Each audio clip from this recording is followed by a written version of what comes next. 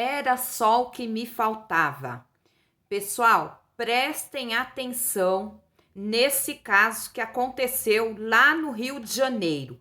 Essa mulher aí da foto, a Suiane Brechá, que se apresenta como uma cigana, ela está sendo considerada a mandante, tá?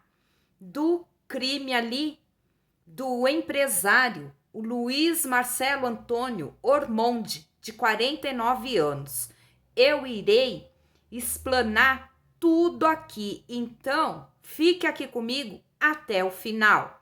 A Polícia Civil considera, a Suiane Brechá como mandante do óbito aí do empresário Luiz Marcelo Antônio Ormonde, de 49 anos, que foi, minha gente, envenenado com um doce, o brigadeirão, pela namorada dele, a Júlia Andrade Catermol Pimenta.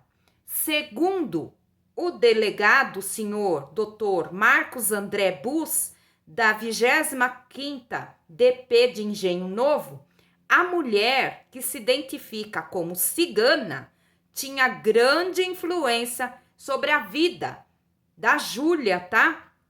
Suiane, ela está presa desde o dia 28 de maio passado, enquanto Júlia se entregou à polícia no fim da noite de ontem, terça-feira, dia 5, e foi transferida aí para o presídio de Benfica, na Zona Norte, nessa quarta-feira, dia 5, tá? Aqui eles colocaram as datas um tanto quanto, mas possivelmente já era de madrugada, né, minha gente? A Júlia tinha por Suane uma grande admiração, uma verdadeira veneração.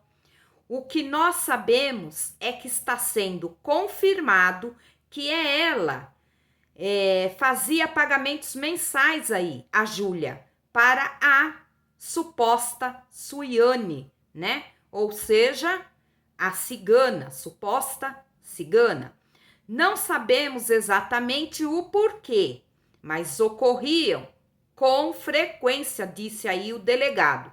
No entanto, podemos afirmar com certeza que a cigana tinha uma influência muito grande sobre a Júlia, tá? Ainda segundo o delegado, dentro do cenário de grande influência, a cigana teria instruído a Júlia a ministrar o medicamento, além de ter descoberto como adquirir os tais medicamentos que foram inseridos no doce, no brigadeirão, tá? Temos mais que o testemunho dos pais para crer que a Júlia se sentia mais assada e entendia que pudesse acontecer algo contra ela, um óbito ou uma doença. Me parece que essa crença se estendia em eventuais poderes mágicos da cigana. Tudo indicava que ela acreditava que a cigana tinha poder sobre a vida, sobre mor mais T e saúde das pessoas. Temos elementos que não são poucos nesse sentido, acrescentou aí, portanto, o delegado. As investigações apontam ainda que o CRI mais M já vinha sendo planejado e que Júlia estaria dopando a vítima ao longo do tempo. Apesar de Júlia ter exercido o direito ao silêncio durante a prisão nessa terça-feira, a polícia ouviu a mãe e o padrasto da suspeita. Sobre esses depoimentos, o delegado afirmou que a mãe não detalhou qual ação Júlia praticou, mas contou que ela teria dito que estragou a própria vida e que teria sido coagida por uma terceira pessoa. A mãe e padrasto aí de Júlia disseram que quando chegaram na casa dela, em Campo Grande, a encontraram muito abalada e ela disse: estraguei minha vida e fiz algo muito grave. Ela não teria, portanto, esclarecido exatamente o que teria feito, mas, segundo a mãe de Júlia, dizia que fez isso por estar sendo obrigada e por ter medo de que acontecesse algo com a mãe, detalhou então o delegado. Outra linha de investigação é de que a cigana teria auxiliado a Júlia a mentir para um outro homem com quem ela se relacionava há cerca de 2 anos. Juntas, as duas inventaram que a suspeita teria conseguido um trabalho de babá, na qual precisaria se ausentar por 1 mês, tempo em que ela passou a morar com um empresário, o Luiz Marcelo, tá? O homem com quem Júlia mantinha esse segundo relacionamento também prestou depoimento e apresentou áudios e fotos enviados por aplicativos de mensagem, onde ela tentava comprovar trabalho de babá, no qual alegou que receberia 11 mil reais de remuneração. No entanto, as investigações demonstraram que as crianças que apareciam nas imagens eram filhos da própria cigana, minha gente.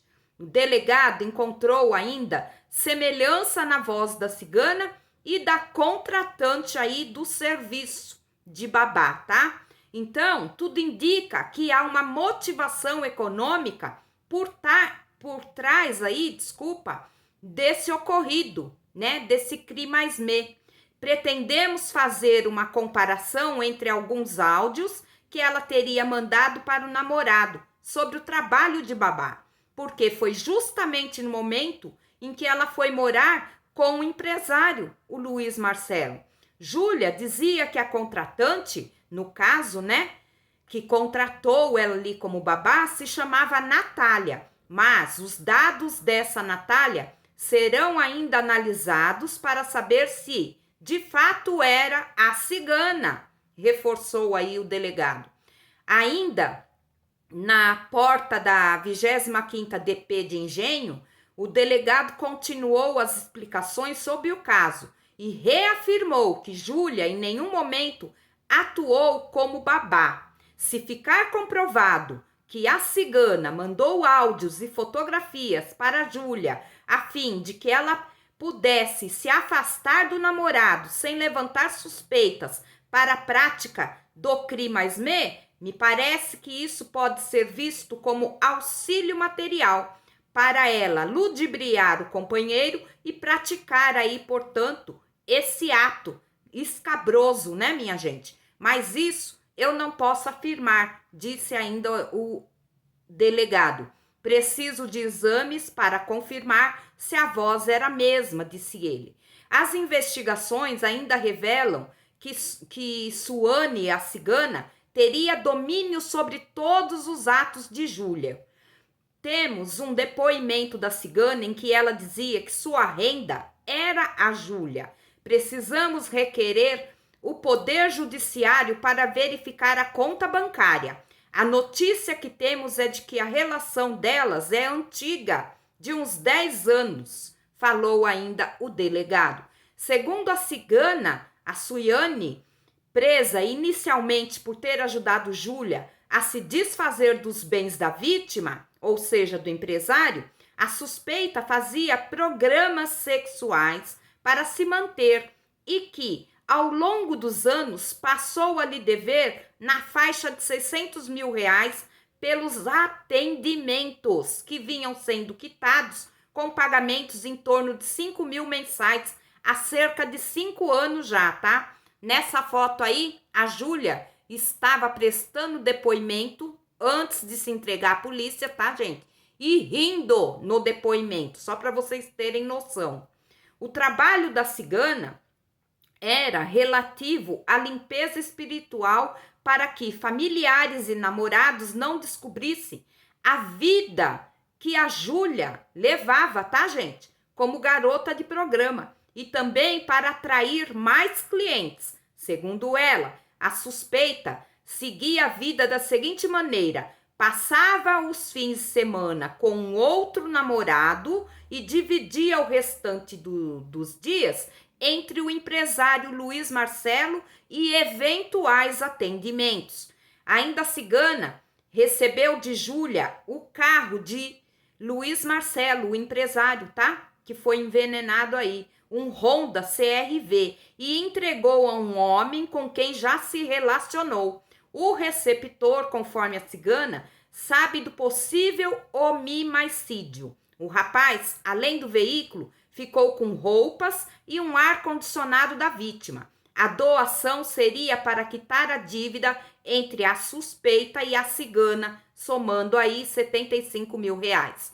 Júlia estava foragida desde o dia 28 de maio, quando foi expedido um mandado de prisão temporária por homicídio qualificado contra o empresário. As negociações para sua rendição iniciaram na terça-feira, dia 4, e duraram, portanto, quase 12 horas. No momento, ela está presa temporariamente com prazo de 30 dias e as investigações devem continuar. Segundo o delegado, a advogada de Júlia, a doutora Hortência Menezes, esteve na delegacia ainda na manhã de terça-feira, ou seja, ontem, dia 4. No entanto, apenas na parte da noite, indicou aí a localização da suspeita, Júlia, que foi encontrada em uma rua de Santa Teresa, na região central do Rio, na Distrital. Júlia se manteve em silêncio e não se pronunciou sobre o caso. Gostaríamos de ouvir a Júlia sobre a participação da cigana. Temos outras frentes a estudar, como o paradeiro das armas. Quando encontramos ela em Santa Teresa, dessa vez, ela não estava indiferente, pelo contrário, estava abalada e emotiva, mas conversei muito pouco com ela, explicou aí o delegado. A Júlia é formada em psicologia, mas não estava atuando na área, tá? E ela recebe aí uma pensão do pai biológico no valor de R$ 2.500 no mês. No entanto, a relação dela com o pai, tá, aparenta ser somente alimentado também por interesses financeiros da parte da Júlia. Para pessoas próximas, ela chamava o pai de banco, tá? 2 dias depois da morte do empresário, o Luiz Marcelo, Júlia, chegou a ser ouvida na delegacia, tá? Durante o depoimento feito no dia 22 de maio, em alguns momentos ela chegou a sorrir. Na declaração, contou que deixou o apartamento no dia 20, após descobrir aí uma traição por parte do empresário. No caso, o corpo do empresário foi encontrado nesta data em estado avançado, minha gente, de decomposição. E de acordo com o laudo no corpo aí do empresário, tá? Ele foi a óbito 3 ou 6 dias antes de ser ali localizado, tá bom? A família da vítima, ou seja, do empresário, disse que a última vez que ele foi visto foi no dia 17 do mês passado, né? Mês de maio, justamente na companhia da Júlia. Segundo aí as investigações, a suspeita dormiu, minha gente, pasme, ao lado do do empresário, do namorado, durante o fim de semana inteiro. Ainda segundo o delegado, até o momento não há indícios de outras pessoas envolvidas nesse crime bárbaro, tá? Nesse homicídio. Então, está aí, minha gente. Vamos aguardar agora os próximos acontecimentos dentro desse caso do Brigadeirão, né? Que é um caso aí que está tomando uma grande repercussão aqui no nosso país. Lamentavelmente, né? Mas a gente sabe que tem gente ruim para tudo nesse mundo e o que não fazem, né?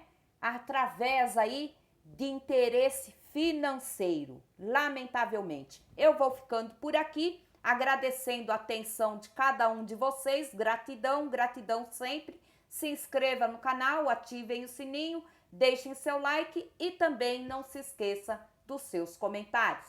Nos vemos no próximo vídeo. Até mais, fiquem todos com Deus. Tchau, tchau, pessoal. Fui!